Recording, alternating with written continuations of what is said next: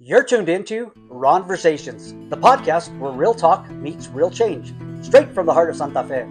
I am your host, Ronald S. Trujillo, candidate for mayor in the 2025 Santa Fe election. Ronversation dives into issues that matter most to our community, from public safety to affordable housing, local jobs to transparent government, and everything in between. No scripts, no spin, just honest dialogue and bold ideas for a resilient Santa Fe. This is a space for open conversation, real solutions, and a shared vision for our city's future. Glad you're here. Let's talk. Buenos dias, Santa Fe, and welcome again to Ronversations. Today, I am honored to have the mayor of Rio Rancho, Gregg Hull, with me as our guest. Mayor Hull, pleasure to have you. Ron, thank you for having me. Would you please tell my listeners a little bit about yourself? Absolutely. Well, my name is Gregg Hull. I'm the mayor of Rio Rancho. A little bit about my past. Moved to New Mexico in 1986 and originally to Santa Fe. And then we moved from Santa Fe to Albuquerque and then eventually landed in Rio Rancho. And Rio Rancho was that place that as a young family we could afford to get a house, and there weren't a lot of choices even back then in the mid to late 90s of places you can afford. It's getting worse now, but Most definitely.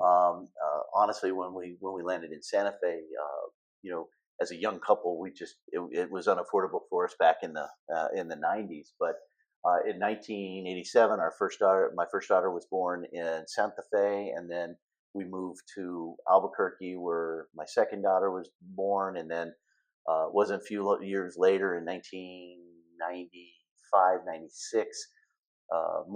I met Carrie. We moved up here to Rio Rancho and blended our families and raised our 5 kids together. So, and now we've got 9 grandchildren, 7 of which are still right here in the Rio Rancho area. Unfortunately, our 2 sons and 2 of our grandbabies live in California, so we don't get to see them as much as we do the other ones. But they love New Mexico. They try to get back as often as we can, and they were back here for the Balloon Fiesta this past year, so it was nice having them all back. Awesome. And another thing too, Mayor Hull is a candidate on the Republican side for the governor of the state of New Mexico as Absolutely, well. absolutely. So how's the campaign going on So that? far, the campaign's going great. We're out talking to people right now. The focus is just meeting people and allowing people to know who is Gregg Hull. A lot of people know Rio Rancho, and we're going to talk more about Rio Rancho here in a minute. But a lot of people know Rio Rancho for its reputation of an affordable place to live, a safe community, great school district, all those things that Rio Rancho is known for. But if you ask people around New Mexico, who's Gregg Hull, they go, I don't know that guy. Well, he's the mayor of Rio Rancho. And you're like, oh, Rio Rancho, okay. And so basically putting a face with the place, and you know this, having been in municipal government as much as you have. I think you were saying city councilor in Santa Fe for 12 years. 12 years. And I was reading a little bit of your bio and how involved you've been in the community of Santa Fe, and I think that's wonderful. And but I've been the mayor now. I'm in my 12th year being the mayor of Rio Rancho. I was first elected in 2014, and we had a runoff election, and because there were 4 candidates at the time. Former Mayor Tom Swistak had decided not to run. You remember Tom? Yes, I remember Tom. Tom's still around. Great guy. Every now and then we run into each other at one event or another, and it's always great to talk to him because collectively, Tom and I have been the mayor of Rio Rancho for 50% of its history. Yeah, So Tom had 10 years, and I'm on my 12th year. So it's been an honor to serve the citizens of Rio Rancho for the past 11 years, and coming up on the 12th year. It's just been phenomenal. It is amazing because I can remember when Albuquerque was the biggest city at the time, then Santa Fe, and then Las Cruces, and in just the short time that Rio Rancho has been around, Rio Rancho is now, I think, the 3rd biggest, right? Yes. Because it's Albuquerque, Las Cruces, Yes. Rio Rancho, and then Santa Fe. So you've leapfrogged over us. Right. Yeah, we did. And actually, right now, I mean, if you look at the census numbers, we're in this tight race. So there's some census numbers that say we're already the second largest city in the state. But I've been telling my cohorts out there that say, "Oh no, we're the second largest." I said, "Well, I'll wait to declare that until the census comes out, and I'll let the U.S. government say this is what the number is, and through those numbers, because Las Cruces continues to grow as well. A lot of great growth and development there. And then Rio Rancho continues to grow. And right now, based on the landmass that Rio Rancho has, we're still only about 15 to 20% developed on our landmass. So there's a lot of room for continued growth.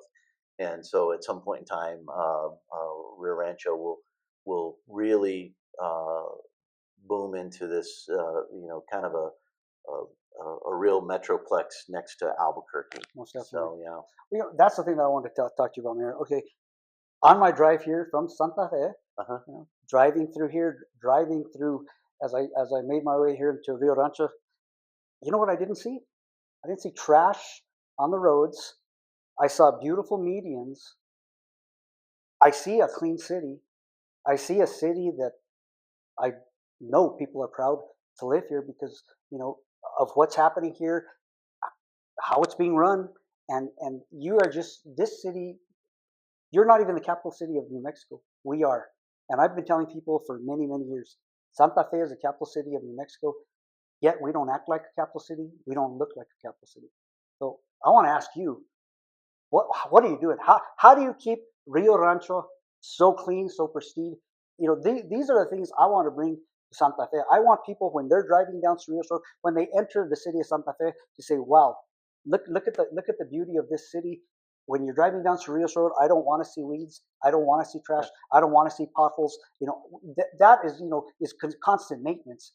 But every time I've come into Rio Rancho, I don't see trash. Like I said, I see beautiful meetings. What are you doing? What are you doing? Well, first off, I have to make sure that I give kudos to my staff. I've got a great staff here in Rio Rancho. My city manager, my deputy city manager, our police chief, our department directors—they're all very focused on achieving really the goal that we set out 10 years ago. Of course, I've been mayor for 11, but our first year we developed a strategic plan for the city. As being a former business owner, is that having a strategic plan or having a plan to move forward is critical. Otherwise, you're just kind of throwing stuff into the wind, in my opinion. You've got to be focused, you've got to be driven, and you have to be on point. And then after you develop that strategic plan, you want people, whether it's your city manager, your department directors, or even your employees, you want them to buy in on that plan and say, "Yeah, I see the value in this." And at the top of that strategic plan was to be the greatest city in the Southwest, and we set that as a goal and started really moving in that direction. And that started with not only improving the infrastructure that we have here in Rio Rancho, but really maintaining it. And that's been very difficult. I got to tell you, when you're the mayor, and I know you've had this municipal experience too. Sometimes there are budget constraints. Sometimes there's labor constraints. And don't get me wrong, while Rio Rancho is a beautiful community, and I think Santa Fe is an absolutely beautiful community, I really do. But that being said, there are times when our weeds get out of control too. We live in the desert. I remind everybody, you're gonna have the weeds that pop up, right? And I was just driving up Unser, as a matter of fact, and I noticed that after we had a couple of little rains here in the past few days, and the weeds love the rain. Yes. So I noticed in one of our medians, I said, I can see the weeds kind of popping up there. So I know that it won't be long before you will have a crew out there, and they'll be treating those medians, and they'll remove those weeds as quickly as possible. So it's being focused on those things. It's the little details. As you know, when you're running a municipality, you're on the ground level with the citizens. You're right there with the citizens. It's a lot different than being a state legislator, or it's a lot different than being the governor, or even a federal legislator, correct? Because when you're on the city council and you're representing a district, or you're the mayor and you're representing the city, you're right there with the citizens. You're in the mix. You go to the same grocery stores that they go to. You go to the same bowling alley or the same recreation stuff. You show up the same fiestas and the different events and parades, and you show up at all these different things, and the people see you right there, and they really, that creates a connection. And so what you do is when you're talking to the people and you're finding out the things that are most important to them, you'll find that it's aesthetics. They want to live in a beautiful community. They want to live in a clean community, right? They want to live And a safe in a community. safe community as well. So all of that plays a role into making sure that the community really is not just a place that looks good, but it feels good. It feels safe, and people will want to move here for that. Rio Rancho has been nationally recognized as a best place to live in the United States. We've hit that top 50 list on many occasions, and most recently we were the number two uh, uh, most affordable community to live in the Southwest with a high median income. And so people feel very comfortable about the affordability of the community, and they feel very comfortable about the safety of the community, and they feel very comfortable with the education in the community. So those are all quality of life features that people want to know uh, that are in the city, and the city leadership is focused on trying to get those things accomplished. Most definitely. And and that's the thing is that a lot of my friends that were born and raised in Santa Fe, they moved here. Yes. They moved here because for those exact reasons. And don't get me wrong, Yeah. I'm happy we're there, but I want to keep people Right. the people in Santa Fe. Right. That is my goal with affordable housing. Again, like you said, aesthetically, you're making the city a place very safe, aesthetically appealing to people, so that they want to say, yeah, we understand Santa Fe. The medium homes, unfortunately, you're looking 500,000. It's incredible how much housing has just gone skyrocketed in Santa Fe compared to different parts of like I said, here you guys are the number two affordable house in the housing place in the Southwest. Yes. That's incredible. And you're just 50 miles, south of Santa Fe. Correct. Well, they do in Enchanted Hills. A lot of people refer that up there in Enchanted Hills as Little Santa Fe, because we've got a lot of folks that have either moved there from Santa Fe or commute to Santa Fe every day, and or they use the Rail Runner because Yes. the Rail Runner station is right there, so they'll park in Bernalillo and then catch that train and ride on up to. Well, that's Santa it. Fe. I worked 25 years with the New Mexico Department of Transportation. Yeah. And this is the thing I tell you. I worked there for 25 years because it was a great place to work. I was respected. Um, what I did there, I knew was making a difference to the citizens of New Mexico, and I loved work. Waking up, going to work, and you just talked about you have your staff, but you also have your city workers. Oh yeah. Can you tell me a little bit? What do you hear from your city workers about working for the city of Rio Rancho and you as the mayor? Absolutely. Well, make no mistake when I refer to my staff, I mean from the city manager right down to the men and women that are in the trenches fixing stuff, because without them, we don't achieve this goal. Most And definitely, most so when definitely. I refer to staff, I mean the entire city workforce, from the newly recruited police officers that are just getting their careers started, to our PSAs, which are service aides, Mhm. the non-sworn individuals that are kind of out there assisting with our public safety. They do stuff that doesn't require being a sworn officer. We have those in Santa Fe as well. And it's a great training ground program for the young individuals that want to maybe look at law enforcement as a career. To our firefighters, the cadets coming in, and let me tell you, the people that mow the parks. If they weren't out there mowing the parks would look horrible. And so we've got our Parks and Rec department, and then streets and right of way, and our utilities. A lot of people don't think about those the men and women that in the middle of the night when a water line breaks, and you might never know that water line broke, but they were out there at 2 a.m. fixing that line so that when you got up in the morning, the water came on. And you never know when something like that's going to happen. Those are the surprises that happen. No, most of you got to give kudos to the frontline workers. Because, Absolutely. those are the ones that make. I used to tell everybody, what, as city councilors, mayor, we a lot of times we got the kudos.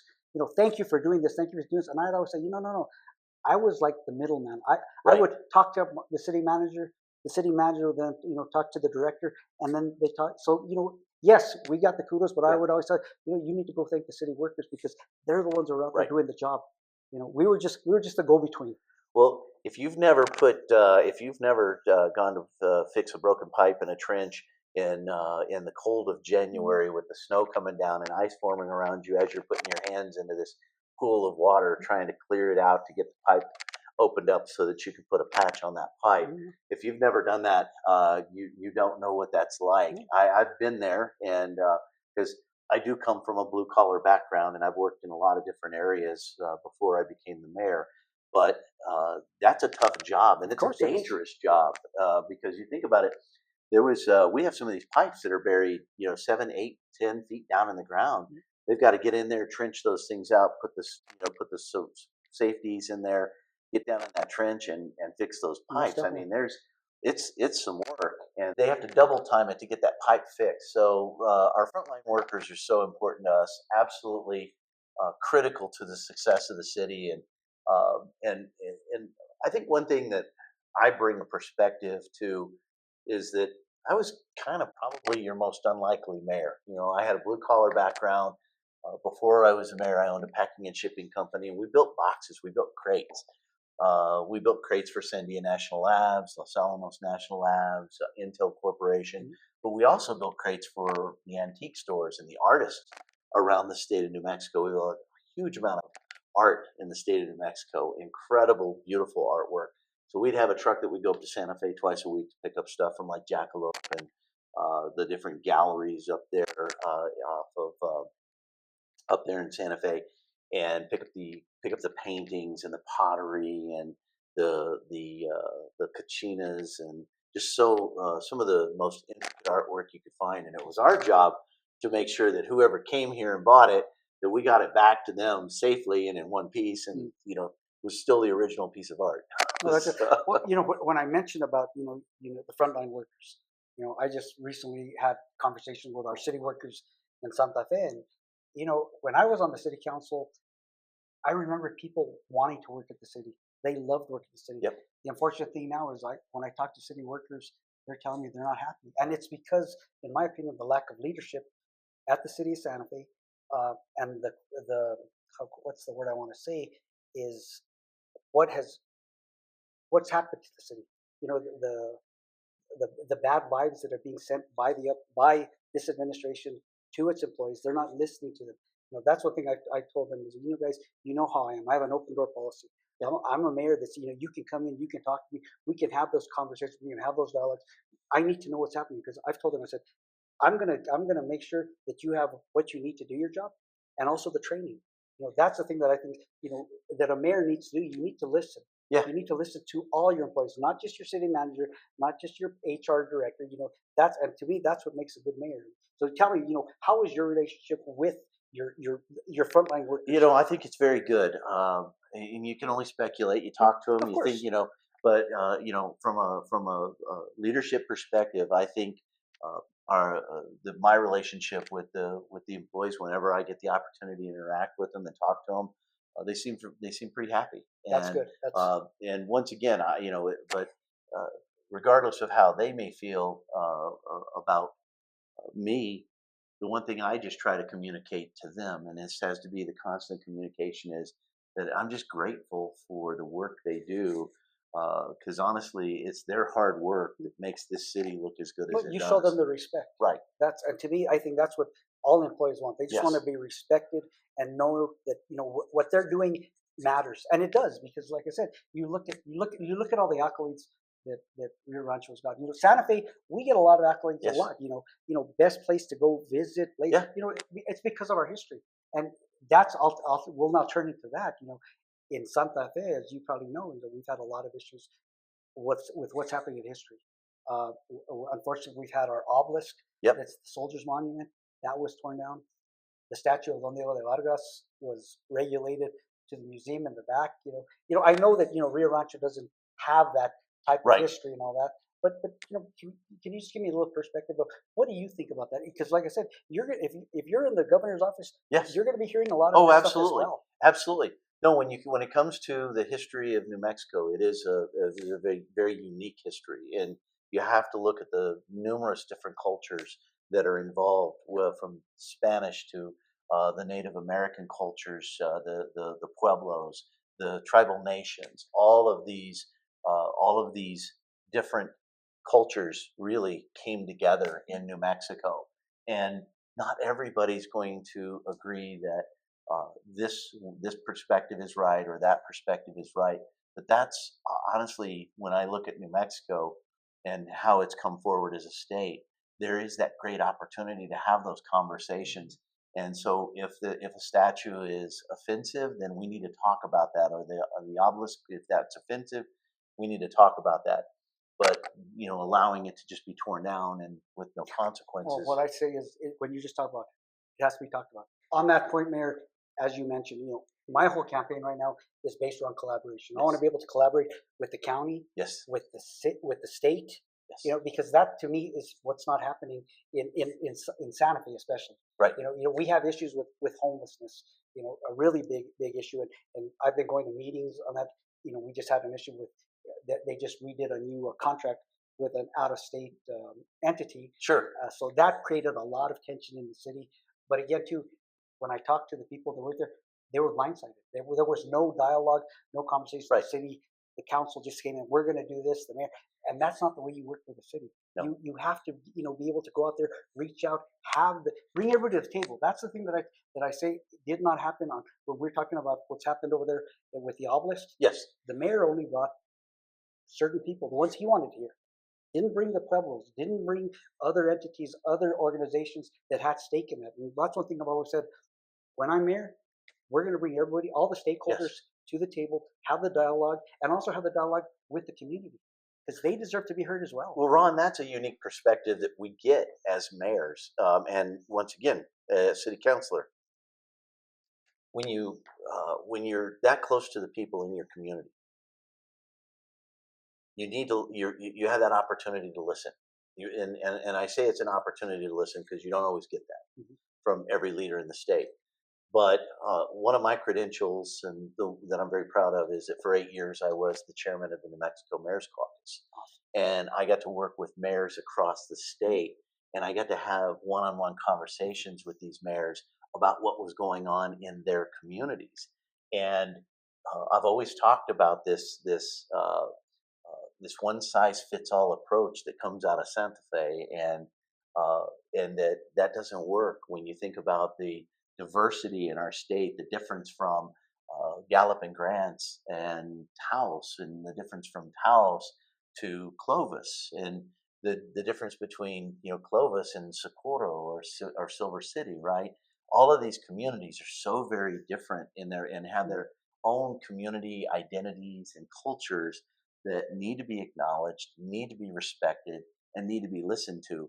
And so one of the points that you're going to hear a lot from me as we progress down this governor's race is that we're not a one-size-fits-all state. Exactly. We've got to bring all the leaders, all the voices that we can to the table, and whether that's a few at a time, one at a time, or multiple at a time.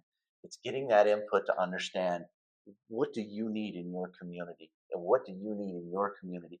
What can we help you with? For example, there are communities in the state that are struggling with public safety, right? And they need help financing and funding additional resources to build up their public safety so that they can address some of the issues that they're seeing in their communities, whether that's rampant crime, whether that's homelessness, or opioid abuse, drug abuse, open-air drug use, not having the resources to deal with those things head on. And going back to when you talk about keeping the community clean, making sure that the communities have those resources to meet those needs, to keep those communities tidied up, because these things cost money, right? They cost money. And so you can't just go in and say, well, I don't know why you're not keeping this clean, and I don't know what. There's as you know, there's always something running in the background that says, this is why I can't get this done, or this is why I can't get that done, or this wasn't a priority today, so I had to make, because this was a priority today.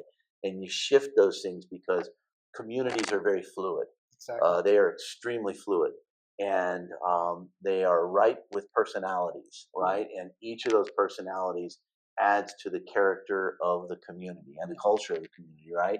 And all of that has to be looked at, and it has to be respected. Most definitely. And that's why when you mentioned about, talking to different communities, talking to different mayors. That's why I'm here talking to you. Yeah. Because you've got it going good here in the city of Rio Rancho, and in Santa Fe sometimes we have a lot of people that move to Santa Fe. They fall in love with the culture, but sometimes they say, well, you know what? This isn't Boston. I would much rather see this. Like they're doing this in Boston. They're doing this in Maine. That's great. That's great that they're doing it over there. Right.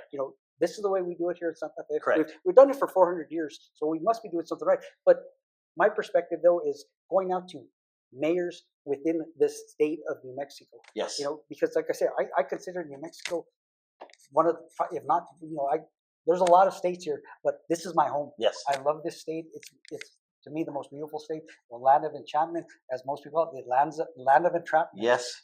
That's why people fall in love with it. But when I talk to mayors, like I'm talking with you, yeah, we can share ideas. Yes. We can share resources. One year, Las Vegas, many years when I was on the council, they were having problems with their water. Yes. And it was unfortunate what was happening. We at the city of Santa Fe, we said, no, we're going to take care of our brothers and sisters up north. Bring the tankers down. We put water in there so that the people have. That's collaboration. Yes. And that's being a good neighbor. We're looking out for each city. Yes. No one city is better than the other. Status and all that. We're all New Mexicans, and that's what I like about it. That I can come here and speak to you. We may disagree on certain issues and all that, but again, we want what's best for our city and what's best for the state of New Mexico. Absolutely, and you're exactly right. The folks in Las Vegas, they're still struggling today from the Hermit's Peak Calf Canyon fire and the damage that was done to the Guyanas watershed. Because that is the lifeblood of that community, and it's really the lifeblood to the Pecos River as well. And so, looking at how all of those things are absolutely interconnected, and as you have those water flows that head down south, that affects the communities all the way down to Texas, and and water is going to be one of those big issues that when I have roundtable meetings with mayors across the state. You don't have a conversation where water doesn't come up. Of course. Water, That's the issue we have in Santa Fe with the housing. We're building all these apartments, and people say, "Ron, where's the water coming from?" Well, I don't know, guys. At this point, I do know. Back in the days, we had this stuff that people had to bring their water rights. Yes. Well, guess what, guys? That's only on paper. Right. If we don't get the snowpack up in the mountains and the water comes into the Rio Grande or the San Juan. We're not going to have that water. Well, that's one thing that Rio Rancho's invested heavily in.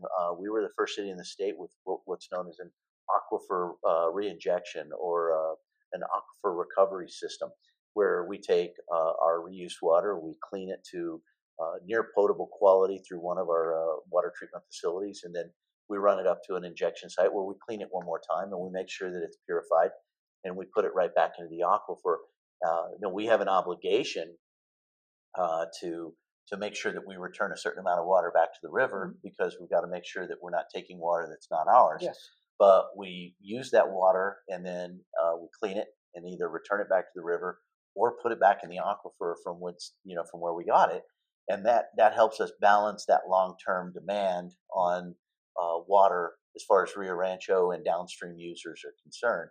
Now, once again, depending on whatever happens with snowpack up in Colorado, of course, the headwaters of the Rio Grande are in Alamosa, and they come down from there. And then, when you think about the Rio Grande watershed, as the snow melts off and that water runs into the Rio Grande, that is the lifeblood for the entire state. Yes. And it's a resource that has to be protected, and it's got to be a number one priority. And that's going to be one of the things that I'm going to be very focused on as we talk about running for governor, is water in New Mexico and how we make those critical investments from northern New Mexico all the way down to southern New Mexico, working with the communities to build these water systems that optimize the use of that water that we have when we have it, and put that to good use, hold what we need, and then make sure that we're returning the water down to Texas for the compacts. Yes. And making sure that we're being a good neighbor and we're honoring those agreements, making sure that those things happen, but we optimize the use of the water that we have when we have it. And in some communities, Above ground reservoirs are being used. I like what the aquifer injection does because it puts it into an in-ground storage facility where it's not subject to evaporation, and it's down there where it continues to help the really the ecosystem or the geology that's underneath our communities. Because if you drain those aquifers and then you have a drought, those aquifers can close up, and you don't want that to happen. And so those are the different things that I think that we can be focused on that really start addressing the long-term water needs. And I know New Mexico has some long-term water plans. They have some ideas around what we're going to do. But really, once again, making sure that being strategic Yes. about how we're going to make those investments, and starting to make those investments and figure out how we get the money for that, where that money is going to come from, and then start getting in there and working with communities like Espanola to work with them on their wastewater treatment, and how that's all going to plays a role in either what they put back in the river or put back in the aquifer. If we can create these systems kind of on a statewide level, that helps the communities kind of plan for the future growth that we're talking about. Because in Rio Rancho, as we've talked about, there's a lot of growth. We're still one of the fastest growing city in the state. And when you think about that, I get the same question. Well, where are we going to get the water? Well, right now, based on what we have available and based on the water that we know is there, we're okay. But does that mean we're okay for the next generation and the next generation and the next generation? And that's what we have to look at. And that's what we always have to look at. It's not about what I need today. It's about what am I going to leave for tomorrow and the next generation, because New Mexico is a legacy state. There are generations of families that live here, and they want their children to live here.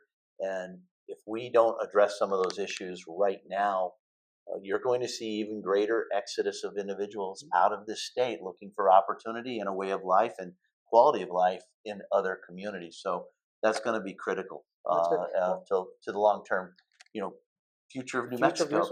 Like I said, we made that investment in Santa Fe when we did the Buckman diversion. Yes, we have the Buckman wells, but this is something that people have talked about for many, many years. And I was fortunate when I was on the council that we got it accomplished, and it's been a great thing. But you were also talking about your wastewater treatment. Yes, that's an issue that we are having now in Santa Fe, because our wastewater treatment plant is so old, right, and it's definitely needs replacement.